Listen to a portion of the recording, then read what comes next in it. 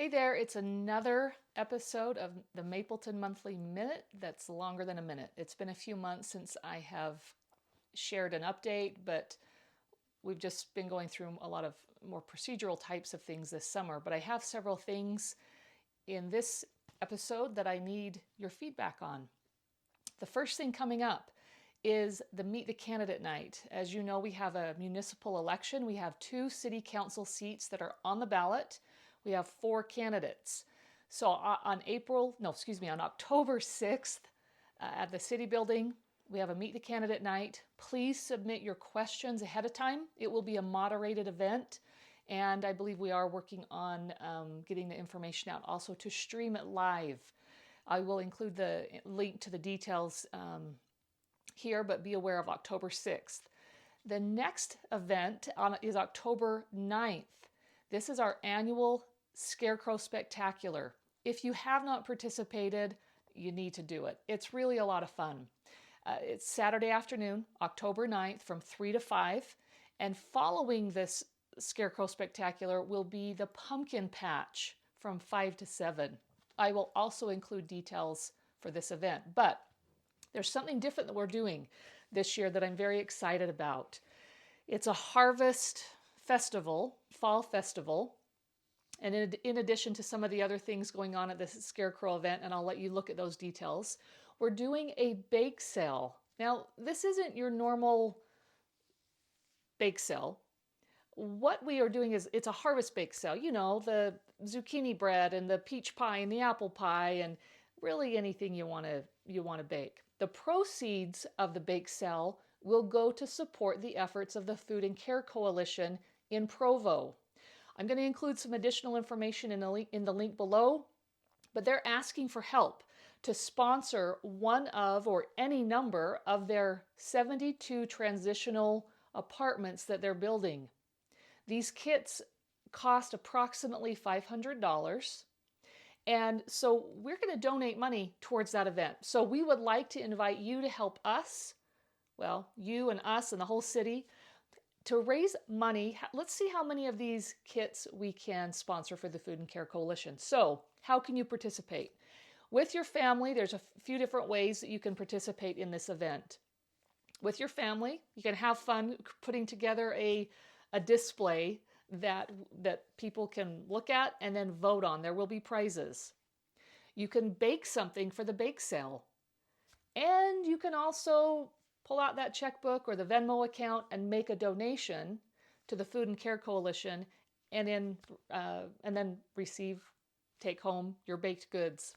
We were also going to have a taste-off as well. It's going to be a lot of fun. I've been asked several times about our trail system and when it will connect to the Spanish Fork Trail. As you know, the biggest challenge, of course, is getting across the highway and the railroad tracks. The railroad tracks more than anything. So the plan or the design is to tunnel under the railroad tracks, but the railroad has to weigh in on this. And at our last meeting, city council meeting, Stephen Lord mentioned that the plans have been given to the railroad. That doesn't mean the railroad has approved them. So that's the X factor, waiting for the railroad to weigh in on the design. So more to come on the trail. Now, our pressurized irrigation. By the end of this month, here by end of September, the pressurized irrigation of strawberry water, it will be turned off. So there won't be any strawberry water in October, due primarily to our drought that we're in. Sidewalks. Our Public Works Department has engaged in a sidewalk study to evaluate the health and condition of our sidewalks, where there are sidewalks and where there are not sidewalks.